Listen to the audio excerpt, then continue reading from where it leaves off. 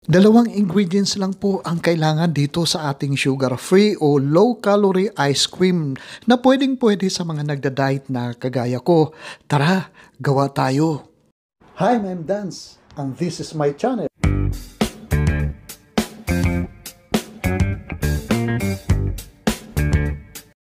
Ganitong klaseng saging ang ginamit ko dito kasi malalaki po ito at hindi ko alam kung anong tawag sa inyo nito. Pwede rin po tayong gumamit ng lakatan na saging dito pero ang latundan at saba na saging ay hindi magandang gamitin dito. Hiwain lang po natin ang ating hinog na saging ng ganito. Oo, ganito dapat kaninipis ang paghiwa ng ating saging dito para naman mas madali ma-freeze o ma-frozen ang ating saging kasi po ilalagay po natin sa freezer po ito. At pagkatapos natin mahiwa ito ay ilalagay po natin ito ng hiwa-hiwalay sa isang baking tray o kahit anong tray po at saka maglagay lang po tayo ng parchment paper dito para mas madali po matanggal ang ating saging dito mamaya. Ilalagay po natin ito sa freezer hanggang sa mag-frozen po ang ating saging dito na kagaya ng ganito. Kailangan po matigas na matigas po ang ating saging dito at ilalagay po natin ito sa isang food processor o kaya kung meron po kayong blender ay pwede rin po yun doon gamitin natin. At pipinuhin po natin ang ating frozen na saging. Maglalagay muna tayo ng 1 tablespoon na coconut cream dito. Coconut cream ang aking ginamit para maging mas creamy po ang ating ice cream mamaya. Pwede rin naman po ang fresh milk o evaporated milk pero hindi na po yan low calorie na ice cream ang kinalala.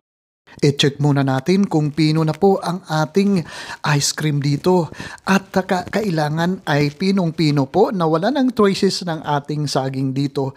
Maglagay din ulit tayo ng 1 tablespoon na coconut cream at uli ay pipinuhin pa natin ang ating ice cream dito, ang ating mga saging dito para maging smooth, super smooth ang kalabasan ng ating ice cream mamaya.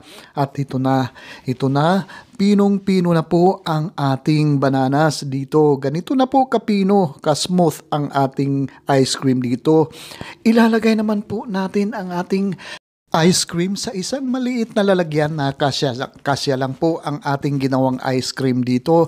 At kahit sa ganitong stage pa lang ay pwede na natin kainin dito at pwede na po ito at ice cream na po ito pero gusto ko pong mas matigas na ice cream ang gusto ko po dito at i-flatten lang po natin dito sa lalagyan at ibabalik uli natin ito sa freezer ng mga ilang oras lang po at ganito na po siya ngayon. O tingnan mo, matigas na po ang ating ice cream pero scrapable pa rin ang ating ice cream dito. Tingnan nyo po, super soft pa rin ang ating ice cream dito. Special shoutout nga pala kay Geraldine Libo ng Hong Kong at Catherine Ortizo ng Doha, Qatar. Maraming salamat po sa patuloy niyong pagsuporta dito sa aking mga video recipe.